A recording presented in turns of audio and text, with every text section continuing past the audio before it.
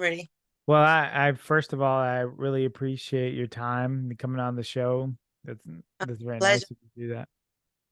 My pleasure. Yeah, yeah, Thanks for of course. Hey, I was gonna ask you, how do you actually pronounce your name? I want to make sure that I pronounce it correctly. Danai is my first name. Dan- But most people call me Danny because it's hard for Danny. people Okay, to Danny. So Danny is fine. okay. Where are you from originally? I'm from Greece, but I've moved to Australia. I live in Australia for the last 10 years. Got it. Okay. Sorry, I'm adjusting my camera here. All right. So you said you lived in Australia. Yeah, yeah. Okay. What made you move to Australia from Greece? We moved with my family when I was 16. So Uh, I finished high school in Australia, and then I just stayed there. Got it. Because well, the reason I asked is because I was wondering. I know you said that like we were talking and you were competing in Europe, and you mentioned Greece, and I was kind of curious. I was like, well, how do you know English so well? I know, of course, I know people learn it in school and stuff like that, but yours was very, very good, and so it makes sense that you were in Australia. That it was. Yeah, for a while now. Yeah, yeah. Yeah. Awesome. Yeah, so originally I'm from Ukraine. So and I moved to the States when I was very young too. So I, yeah. mm, Well, I was gonna ask you, so you're doing really well, you're competing in wellness. How did you get into fitness and training and like all that? yeah, I was always involved with sports as a child. But in Greece, we do a lot of outdoor activities after school. Mhm. So they came to a point where I didn't have time to um, to attend to my sports. Like I used to do gymnastics, and I just couldn't make the times. So that's I joined the gym when I was 14. And I didn't know what I was doing, obviously, but I always loved fitness, and I always loved, looking good and feeling good. So Mhm. that's how I got into the gym. And when I was 18, I met my ex partner, and he was doing bodybuilding, and that's how I got into it slowly. And he started competing, then I started competing, just for the fun of it, Mm. and I never stopped, So So so yeah, what year was that? What year did you start competing? I did my first show in 2018, Okay. which was, more of, I'm just gonna try and see how it Mhm. got, and I won the first show, and then I did another one. I won the second one. I was like, okay, maybe I'm not that bad at that thing. Yeah, yeah, yeah. And this is how I, started competing. But obviously I didn't have a coach at the start, and when I got my first coach, I started getting more like realizing how much more there is into it, especially going into a show, how much of a difference it makes when you know what you're doing, you follow a structured plan, and you have Mhm. someone helping you. And that's when I started loving it more, because the Mhm. first time I just did it for the sake of it. Mhm. um, when I started, understanding more and looking more into my training, having more structure with everything, and I saw my body like transforming like so quickly, and this is when I like fell in love with it, and Mm. I started, competing every year, and yeah, that's So where we are. Uh, that's pretty amazing. So when you started competing, did you not have a coach or anything? You just kind of did it on your own, or was this with your partner at that time? I didn't have a coach for an off season, so then I decided to start a prep. Um, Mhm. so that's when I got someone to help me with my first prep. But obviously, I hadn't done an off season with him. He was pretty much just helping me, not full Mhm. on coaching me. So um, yeah, it was more of a he was helping me with my diet. So it was still not a full on coaching kind of thing.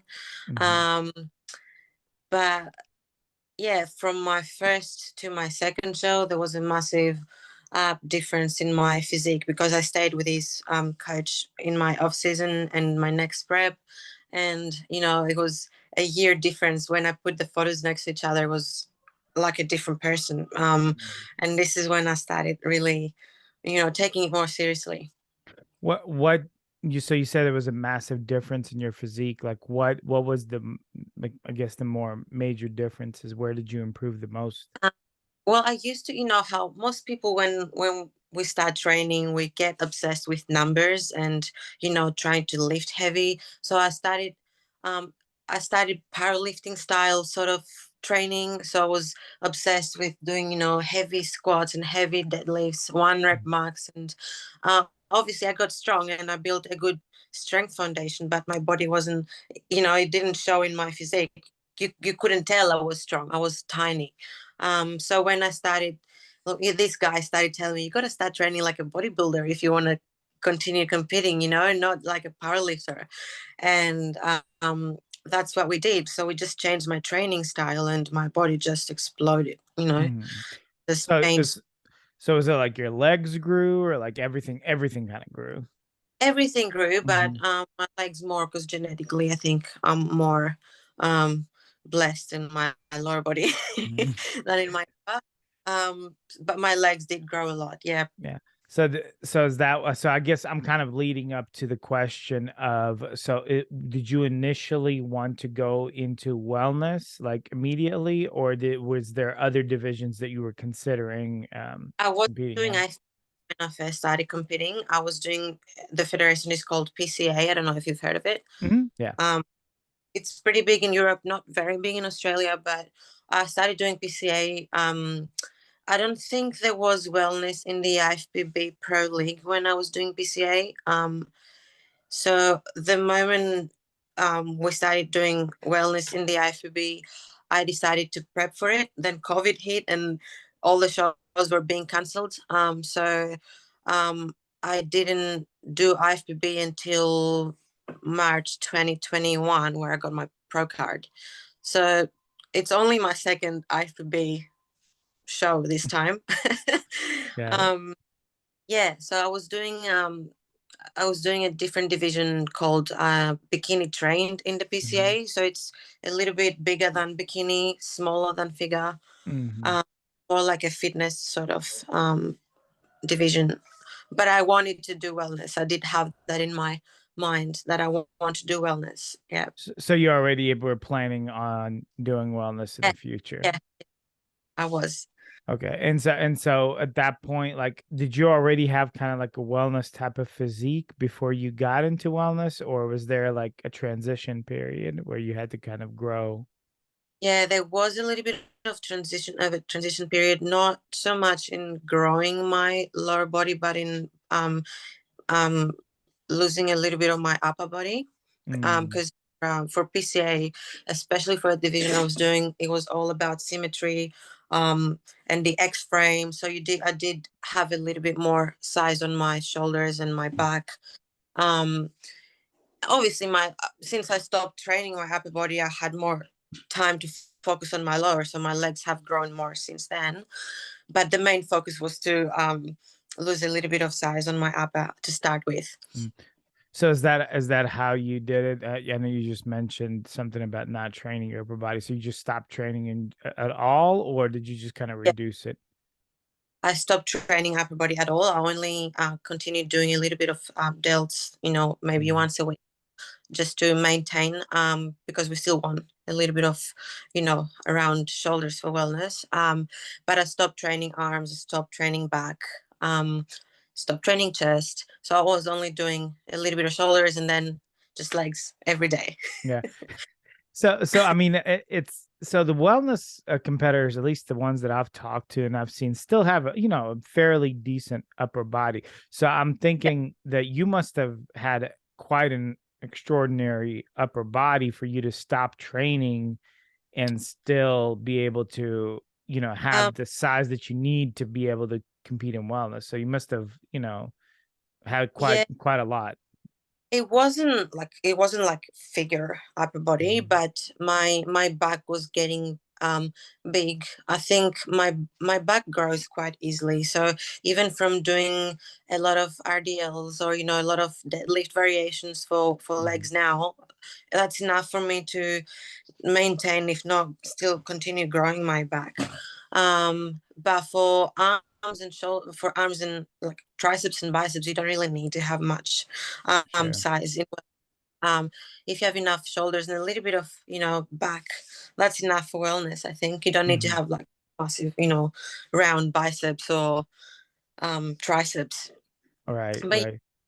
enough. So I think if you've built enough tissue, you don't need a lot to maintain it. If you don't need to continue growing, you know, um, it only takes, you could do one exercise a week and it's enough to maintain. Right, right. So there's a difference between like trying to grow as opposed to just maintaining. Yeah, 100%. Yeah, Yeah, yeah, because I mean, I feel the same way too, just in my own personal experience. It's when I was, years ago when I was trying to grow and become bigger, I pushed, heavy weights, yeah, a lot, just very intense.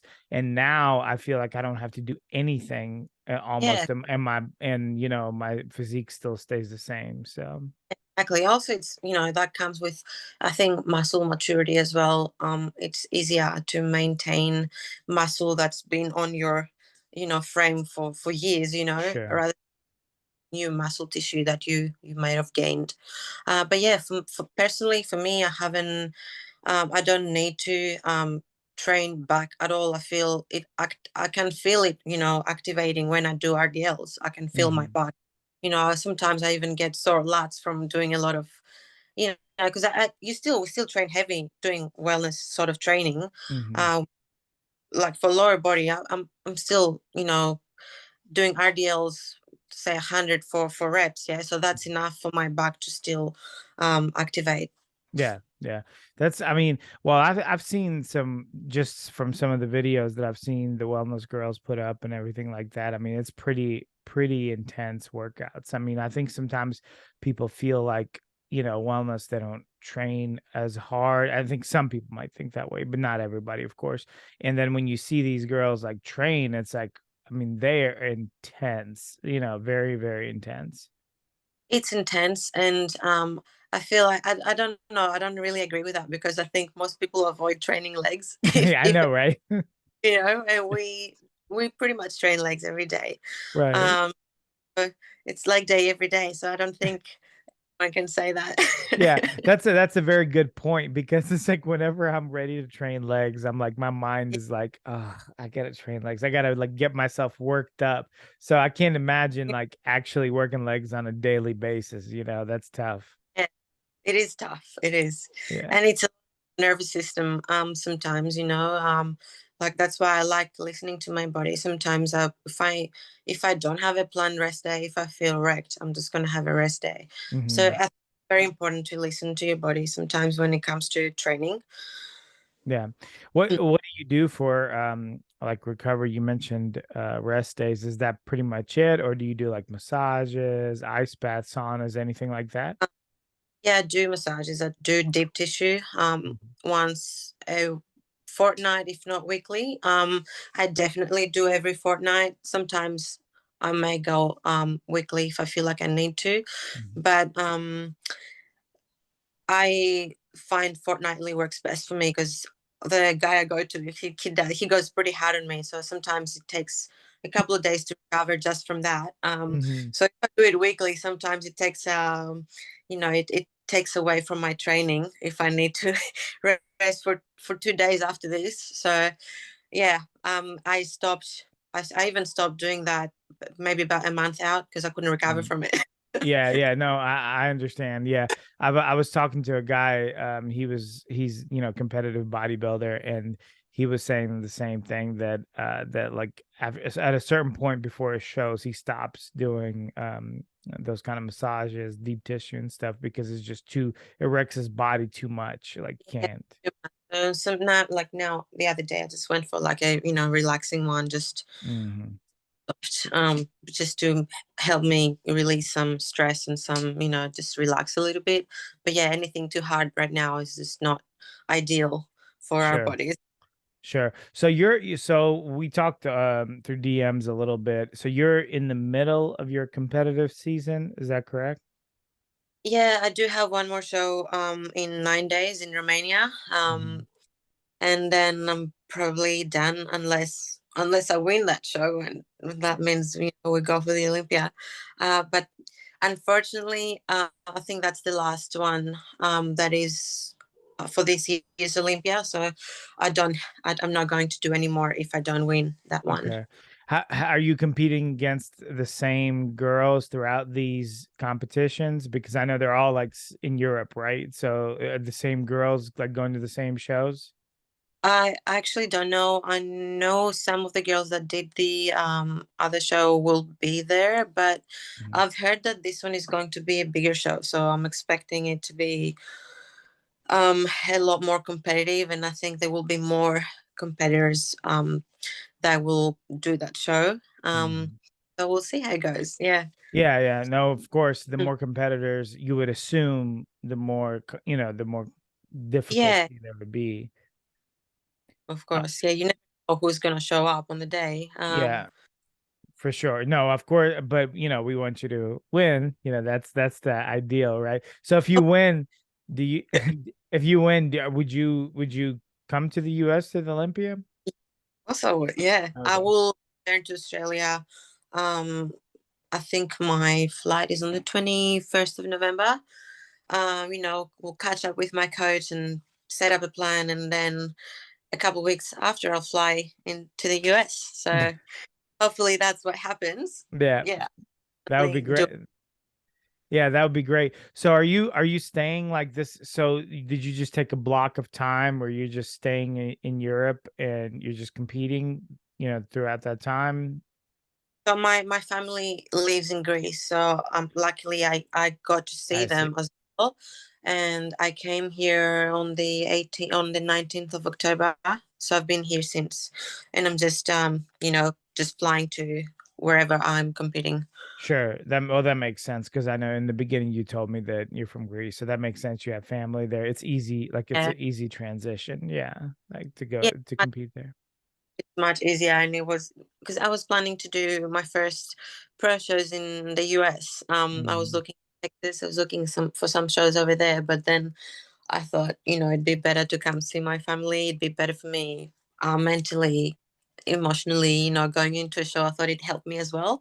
And it did. Because I had my mum with me for the first show and it was nice. And now for Romania, I'll have my cousin. I'll take him with me. So it's nice, Come on, in America, I'd be by myself. So Sure, sure. That's a tough thing to be by yourself in a different yeah, country. Well, since you mentioned your family earlier, I was going to ask you how does your family take to you bodybuilding? Sometimes people don't quite understand the sport. yeah. How are they looking at it? Um, I think well, at the start they hated that I started doing bodybuilding. Because it's only been about a year and a half that it's actually I make money from it. So it's Hmm. become it's my job now. So Hmm. when I first started competing, it was a hobby that I was doing on the side, and I was pretty much just spending all my savings on it. They could see that obviously it takes a lot of sacrifice as well. My social life um, is pretty much non-existent, especially when I'm on prep. I don't like I always follow like a diet plan where whether I'm competing or not, I always diet. Hmm. So which is my choice, but for older people especially, they don't understand how you can find joy in something like that. How you can say no to going out and eating whatever you want to eat. It's they think like it's like a punishment sort of thing. Hmm. um they didn't think it's healthy to do that. Hmm. So they were never very supportive of it until um, recently that they've realized, that I actually love doing this. Hmm. And now it's kind of paying off. And Yeah. it's gotten to a level where, you can say that it is paying off, and I can make a decent living from it. So Hmm. it's given me a lot of opportunities, to travel, and they can see that I'm doing well and there's potential there as well. So Mhm. um, they're happy to see me happy now. So um, I think it was good for my mom to come and watch as well, because it was the first time she got to watch a bodybuilding show and me on stage, and she saw how much I loved being on stage. She's only seen the suffering side of it, dieting and feeling tired Right. and exhausted. But now she got to see the fun part of it, and she started understanding a little bit more. So I think now they're being more supportive of it. Sure. No, that makes sense, especially like in the beginning, like you said, if they don't see that other side, it's almost like, well, why are you suffering so much? Like, why are you, like, what's Yeah, the point of all this? And then they come and they see the show and they see that, you're doing well at it, you're good at it. And then not only that, there's also like a community of it, it's not just some yeah, random stuff. that's another thing. I think for example, like obviously since I've been more into bodybuilding, I've you know lost a lot of friends that I used to hang out with, because we have nothing in common anymore. My lifestyle is not the same as their lifestyle.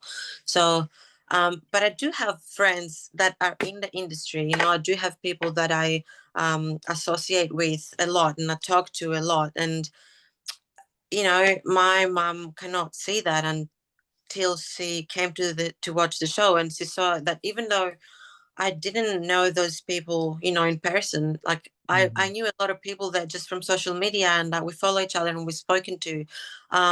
So it wasn't like I was going somewhere that no one knew me, or I knew nobody. So I think she probably believed that I'm just living a very lonely life. I talk to nobody. I pretty much just train and go home and diet.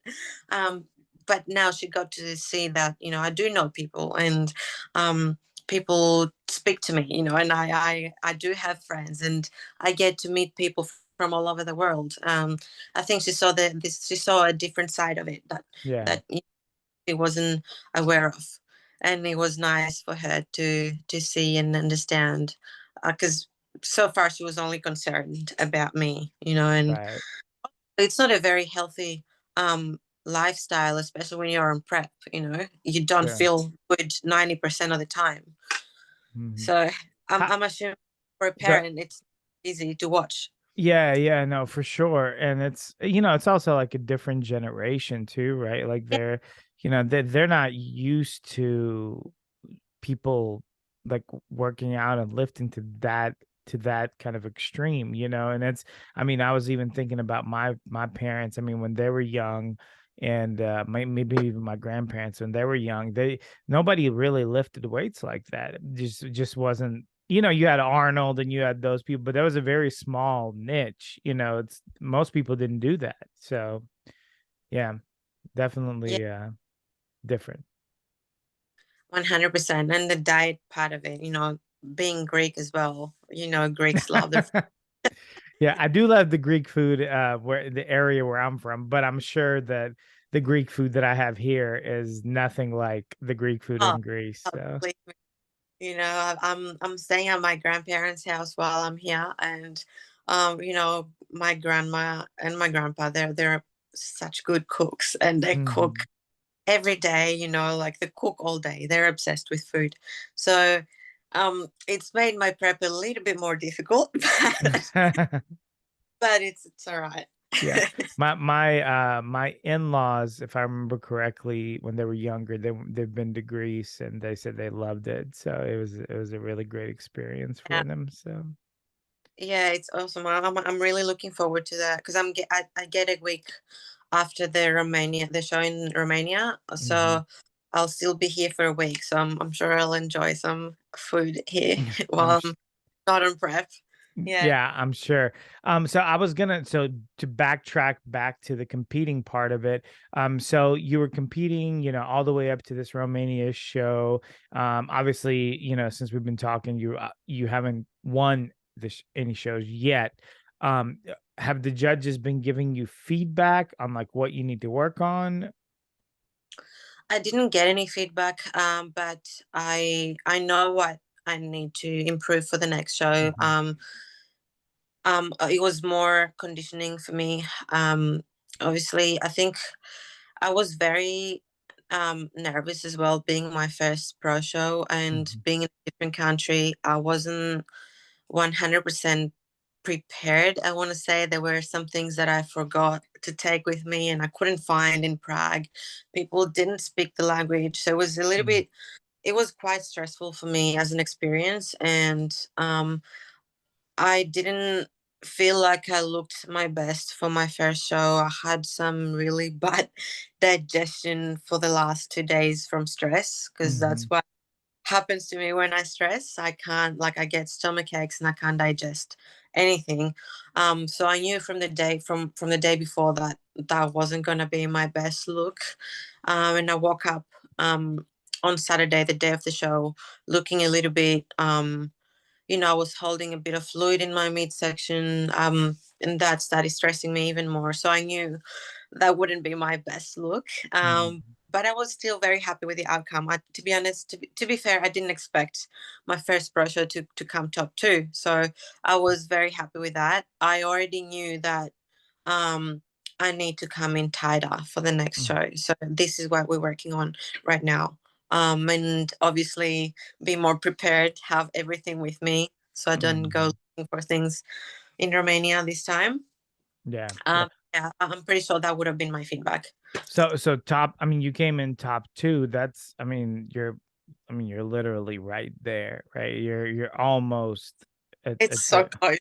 so close, like, right? It's just that's so frustrating. Like that like what did you think when you I know you said you were having some issues, so you kind of already kind of knew that you it would be a struggle to place well. But then you come in top 2. Was there a thought, man, like, man, I could have just a little bit more and I could have won the show? Initially not. Initially my thoughts were, wow, I was stoked. I was like, Mhm. because I knew that most of the girls, I think it was only me and one more girl from Brazil that it was our first pro show. So I knew that all the other girls had a lot more pro experience and had done more pro shows. So I think that was one of the things that really stressed me the day before because we went to the hotel to get tan to the venue, and I saw all the other girls, and I feel like um, I got a little bit intimidated, and I started getting my own head, feeling like maybe I'm Mhm. not there, quite there yet. So, um, I started feeling like, oh, I don't feel like I'm at that level yet. Mhm. So I started stressing, and the next day when they called my name at the start, I had convinced myself that I wasn't gonna do that well, so I didn't even walk. I didn't even go to the front line when they were calling my number. I just didn't hear it. They were saying Mhm. 92, and I thought they were saying 82. So I was like, not, they're not saying my number. It's not my number. So when I realized that, they put me in the middle, they were putting me in the middle the whole time. So when I realized, okay, you're actually top three or top two, Mhm. that made me quite happy.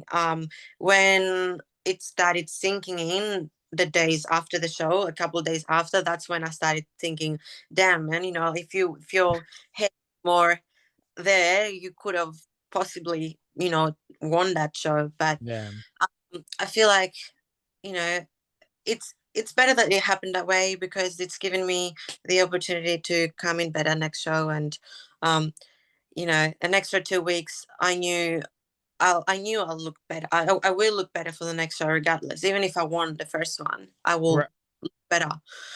Right. Because I was thinking that, if your main issue was that just things that happened in the peak week, just the very last few days, then, and you've got top 2. So even in that stage, you've got top 2, um, or with that look, I should say, then, if you can correct that, I mean, Yeah, who- yeah. that's a big deal. You might, very well win the show. Well, I'd say that I probably do have chances to win that. You Hmm. never. like I said before, you never know who will show up on the day. Yeah. It only takes one person that looks better than you to not win the show, you know? Right, So right, right. we'll still, I think just knowing they liked my look and that I am at that level they're looking for, I Mhm. think in my head I will go in with more confidence this time. And I think that's enough for me to um, not stress myself out so much. Obviously, I hadn't competed since March 2021. So it's been a year and a half. So I knew Right. that the will be more like a, warm up. And then I just want to go on stage. Now I want to go on stage again. So I was telling my coach last week before the first show, I was very excited for it, but I was more nervous than excited being my first. Mhm. Now I'm just excited for the second, Yeah. now just, so I think I will enjoy it more, and that will show both in my physique and my, vibe on stage and my Yeah. attitude. Yeah. I mean, I definitely think that it's, like you said, more excited now than nervous. So it's more positive feelings. And then Yeah. also now I'm sure you have a lot more confidence, right? Coming in top two at a, at Yeah.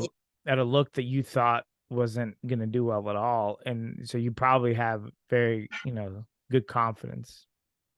Yeah, I do. I didn't know how I would look on stage next to these girls, because obviously we follow, each other on social media, and you never Mhm. know how you're gonna look standing next to, those people. And as bodybuilders tend to, we don't see what other people see when we look at ourselves in the mirror.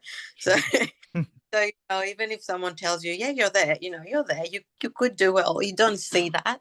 Right. um and that's what happened with me. I just never, Mhm. I knew that I was at a good level in Australia, or you know maybe I am one of the best athletes in wellness in Australia, but I knew that, once I go into a pro show, they'll everyone is going to be just as good, if not better, so Right, right. Yeah. you They're all never. they're all elite. Yeah, like once you step up in the competition, they're all elite. Yeah. Yeah, and everyone is a professional athlete, so they're all gonna look just as good, and they've all dieted just as hard and trained just as hard, whereas at an Mhm. amateur level it's usually like, there may be 10 people on stage, but usually there's only going to be like one or two that are actually good, Right, um, right. and have actually done the work, because anyone can enter the show at an amateur level. You Right. could be training for 2 months and you can enter a show, just pay registration, put a tan on, and go on stage. But at a pro level, everyone has earned that spot. So Yeah. you know that it's going to be a whole different level. Everyone's just as, Yeah.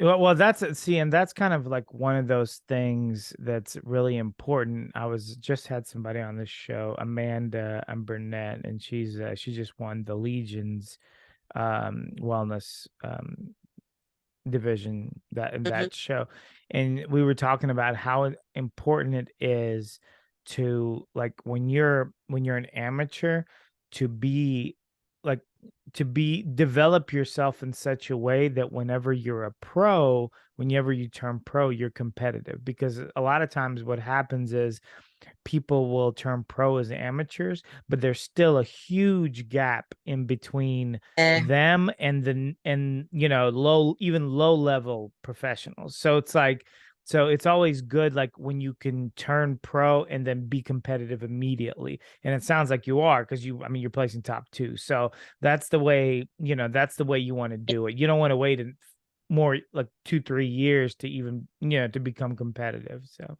Course, yeah, of course. But then that's not. I feel like maybe that should be something for the federation to consider, because sometimes the level at a show may be low.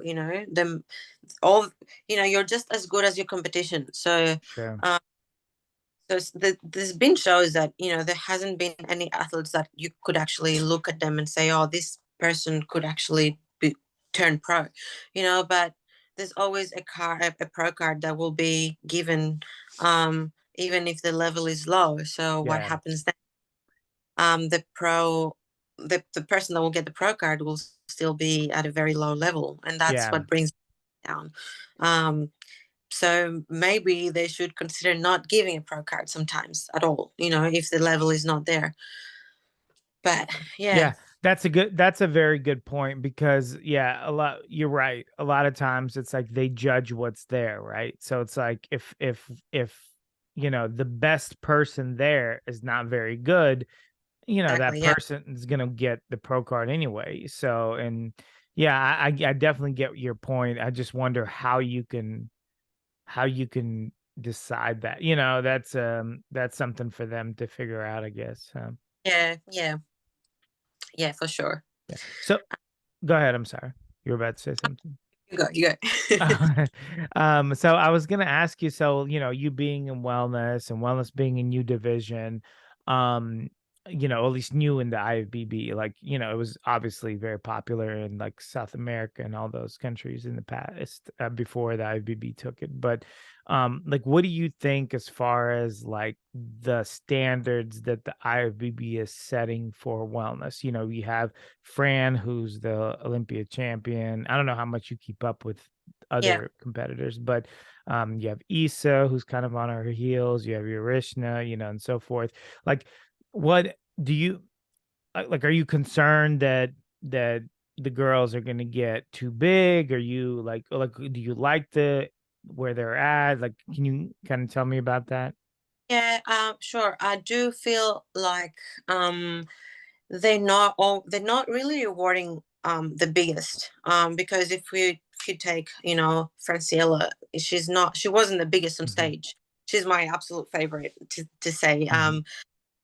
But she was not the biggest on stage. Like Yarishna is bigger than her. She's more freaky than her. But I feel like and I'm glad that they're not rewarding the biggest on stage, because I don't feel like wellness is all about size. It's more about still being feminine, as well as big in certain areas, without looking freaky. I don't think that wellness has that freak factor in it. It shouldn't have that freak factor in it. It should Hmm. have a more of a cartoon sort of um you know look, like the big legs, big glutes, but still not super vascular, or super striated. Or Yeah. I feel Franciele is the perfect example to go by. And I'm glad they're not really rewarding. Obviously, if there's only big girls on stage, like we said before, they're gonna reward a Hmm. big girl on stage. But I feel like, judging from the Olympia, um, they didn't reward the biggest girls, and I do like that they're going that way. Like, even if you take the show I did in Prague, me and the girl that came first, we were not the biggest on stage. Yeah. Um, so I do feel like they still prefer um, to keep a feminine look, and not an extremely lean physique, or very separated. Hmm. So I like how it's going.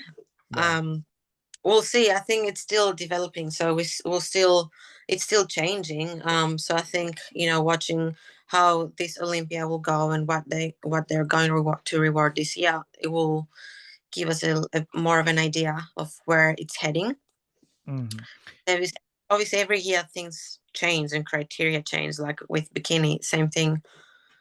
Yeah, it's interesting that you mentioned about bikini because it's what's interesting about bikini is they don't really have like a long lasting Olympia champion. Like figure has Sydney Gillen, who's been champion for like quite a Yeah, while.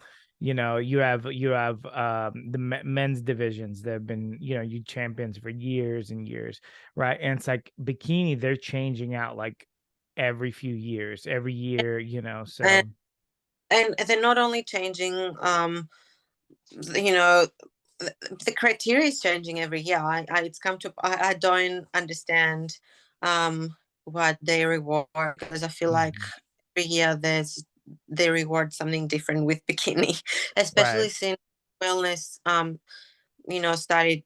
um, being in the pro league. I feel like they've kind of downsized the bikini, but they're still kind of looking, that it's not very clear where they're heading at. So if you Yeah. take if you take Isa from when she won the Olympia a few years ago, she was quite big for bikini, and now she's trying to downsize, and she still can't get top two. So that it's a Yeah. bit. I don't really understand. It's Um, difficult. Yeah, it's difficult when you're a bikini competitor right now. yeah, Because it's just, well, how do you try to develop your body when you don't really know exactly. Yeah, what the judges are rewarding? Like it's difficult, you know. yeah. Conditioning wise as well, because Mhm. they there was a point where they were rewarding even the bikini girls that were pretty lean at some point, like a few years ago at the Olympia, and now they started rewarding a little bit softer and a little bit smaller. So it's just so confusing for me. I would hate doing bikini. I wouldn't know Yeah, what I need to, how I would need to come in. I wouldn't know what they want. right. How lean I need to get, how big I need to get. Yeah. I would. Yeah, I think it's the most confusing division, to be honest. I think it's the most confusing division because I think that not only are the criteria kind of gray, but also a lot of the competitors have very similar advantages and attributes, you know. So it's like it's very hard to pick, like, what are you looking for? You know, a lot other divisions you can kind of see differences, you know, between physiques. In bikini, it's very difficult to tell. So, Yeah, for sure. I feel like because obviously bikini, I don't want to say it's easier to achieve that sort of physique, but mhm, you know, there's a lot more competitors doing bikini. sure. Um, you still obviously need to have, the structure and the genetics for it, but let's be real, it's easier to get to that muscularity for a thing, Absolutely. than it is to get to the figure sort of look or to the wellness Right. sort of. So I feel like there's a lot more competitors, and that this is what makes it a lot more difficult. And obviously, they look a lot more similar because there's not a lot of development that needs to be made. Sure. Muscularity wise, they don't need to get really big, so it's not hard. It's not as hard. I don't want to say it's not hard. It's Mhm. not as hard to achieve that sort of look. That's why it's very competitive. And even in Australia, at the moment, we only have pro shows for bikini girls and for men's physique, because there's so many girls that do bikini. So we have a lot of pros in bikini in Australia, Yeah. but we only three wellness girls or something. And this is why we only do bikini pro shows now in Yeah. Australia. We don't do the Arnold after COVID. Yeah. Yeah, yeah, I mean, and I get what you mean, like, as far as it's not to put them down or anything like that, but I Oh, mean, every division is different, right? And so, like, bikini, they don't require as much muscularity. So because of that, it doesn't take as much time to get to that physique, right? Like if you were yeah, going to be a wellness competitor, it will take you some time to develop that yeah. size, you know? Not only that, I feel like the majority of the females don't want to look like anything more muscular than bikini. I feel Right. like this is the ideal physique for the majority of females, the bikini look. So this is why we see a lot more competitors in the bikini. This is the dream body for a female. Sure. um, It's the like more they look at me and they go, oh, yuck. They seem like I can say that. Yeah. Well, if they think that about wellness, I wonder, like, what do they think about, like, women's physique or Oh, or women's bodybuilding, you know? yeah, yeah, Yeah, they would yeah. be getting nasty comments, I'm pretty I'm sure. sure, I'm sure. Yeah, it's people are terrible. But yeah, so to be honest, with talking about wellness, I think like I don't always agree with the judging in the Olympia or like bigger shows like the Arnold, but I think they got it exactly right with Fran. I think she is exactly what you want for the Olympia champ, and the criteria of other women to try to achieve that kind of look. And if there's other girls that are similar, and I wouldn't be, it wouldn't be a bad for them to win or be competitive with Fran, but I definitely think, I hope they don't start deviating from that look too much, because I think that's a good look for wellness. Yeah, I really do hope so as well, because I feel like she's just perfect. I feel like I can't find a flaw in her physique. Hmm. The perfect muscularity on her lower body, perfect conditioning. Still very lean, but not freaky lean like Hmm. like you're and at the same time full, in the right areas, and small waist, and a, amazing, perfect amount of muscle on her upper body, beautiful presentation. She's just perfect. I just hope they don't, start rewarding anything um a lot different to that as Right. Yeah. well. One of my recent podcasts, we talked about the fact that, like, with wellness, because it's so new, different girls are jumping into it. Sometimes you have different ideas of what wellness is, and some groups of people or women, or they feel like wellness is just, they're basically, and I don't know how else to put it, they basically have bodybuilder legs. And so, and like they just have gigantic, huge female bodybuilder legs.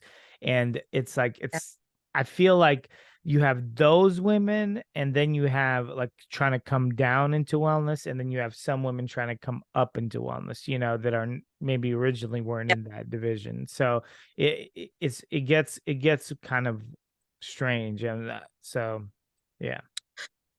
I don't think that wellness should be like a bodybuilder's kind of look, Hmm. lower. I do think that if we take Franciella as, the perfect wellness competitor, you can tell obviously that her lower body stands out comparing to her upper, right? But there's still some sort of symmetry there. It's not like her lower body looks like it's a different person to her upper body. It still Hmm. looks like there is some sort of proportion, Right. there. Like, still has nice and wide shoulders, but not really round and really, muscular. But she still Right. has a nice X frame. Like, she's got a small waist, but her shoulders are wide and her hips are wide. So I don't. Her quads are big, but not. They don't look definitely not like a bodybuilder's sort of. Right. She still has like beautiful, full and round glutes. I don't. I would say she's just really, really feminine, if anything. There are definitely some wellness competitors that do have that look, like the bodybuilder sort of look, and I don't feel like that's what wellness should look like. Um, Yeah. so in my head, when I think of wellness, I think of Franciella. So this Mm. is um this is the for me the criteria that's what I go off, when I think of how I want to develop my physique. Right. Yeah, I mean, I think what's gonna happen is so if those type of girls come in with other types of physiques, like more bodybuilder physiques or whatever the case may be, I think they're gonna win the shows where other people don't show up, and like we talked about, they're gonna be the best ones there, and they're gonna win. But I think at the bigger shows, that's if they stay with Fran as being the model of that the division, I think those girls it's gonna be very difficult for them to win in those bigger One, shows. to be fair, to be honest, I think for as long as she continues competing, she's gonna have the Olympia title. I think so. I think so too. I think she's gonna reign that when she if the judges have any sense, which, yeah, I think they do, I think she's gonna win that title for quite a while, like you said. I agree with you completely. Yeah. Yeah, stops competing, she's gonna she's gonna be Miss Olympia. Yeah, yeah. It's one of those things where she has the like Issa's very good, but she has like Fran has the structure and the just the overall genetics that I just think it's impossible for other people to get to at this point, and then, eventually of course things will, progress, but right now I think she's the standard for sure. Yeah. Also, she's also lucky in a way because, winning the Olympia, she doesn't have to compete during the year, so Absolutely. can just focus on, a recovery period, which is probably, doing it, really good for her body as well, after, Yeah. and then she can just focus on looking her best for the Olympia, whereas every other competitor has to compete Yeah. to qualify for it. So, you don't look your best when you've been competing year round. Your body just can't take it. Yeah, no, I get it 100%. I completely understand. I don't know like how much you keep up with men's, but with the men division, but there's a gentleman that got a special invite to the men's open, and that was the big problem that a lot of people were saying was that, well, because he had a special invite, he didn't need to qualify, like he didn't qualify, so he didn't compete, so therefore he had this huge off season where he can make improvements and then just prep for one show. It's extreme advantage. 100% it is. Yeah. Yeah. Not only in terms of, you get the time to make improvements, but um, your body cannot look its best for that long, so if you Yeah. continue picking for shows, show after show after show, your body will get to a point where it's gonna tell you, to f off. It's gonna no, it will. And Yeah. it's not gonna work with you. It's happened to Right. me. It's body's just not gonna work with you. You could keep pushing it more and more, but it's just not gonna respond. Hmm. And um, yeah, the recovery is going to take twice as long after that if you get to that point. Yeah. So um yeah, it's very difficult, like even for me, that when you ask me if that's my last show for the season, I would love to, since I'm already, ready to, to jump on stage, I would love to do a few more shows, even if they're for next year's Olympia. But I honestly don't know if it's a good idea for me to do that, Hmm. because I know I do after that, unless I win the next show and I do the Olympia, I know that I know what my body needs right now. And because I've been there before and I've pushed my body with prep after prep, season after season, and it punished me. It just wouldn't work with me. Um, so I don't want to get to that again. Yeah. Ideally, ideally I get a good 6 month off, but we'll Yeah. see. Yeah, it's tricky. It's interesting that you mentioned that. It's tricky, right? Because if you don't qualify for this year, there are Yeah, a couple of shows that are for next year. And yeah, you would think that you would have a better chance because usually those shows don't have like a lot of like high quality competitors, because usually the high quality competitors already stopped competing. So yeah, it's sometimes it's a good idea to do those shows, but then to your point, how much can your body handle, like keep competing, yeah. and keep uh, peaking. Yeah. yeah. It's it's not ideal. We'll see. It Yeah. always comes to how you're feeling as well, but um I won't say that I won't do them, but I know that I probably won't, but I don't want to say anything because I may just, Sure, you might change your mind. Yeah. yeah, yeah, we'll see. No, I completely understand. So have you well, I mean, you're obviously like you're a professional athlete now. You're placing very well in your shows. Um have you considered like helping others out? Are you coaching or training, or do you think you will in the future? I do coach people, not at that level though. I wouldn't do it yet. I do coach people, to everyday lifestyle. I have Hmm. helped someone for stage as well recently, and it did go very well.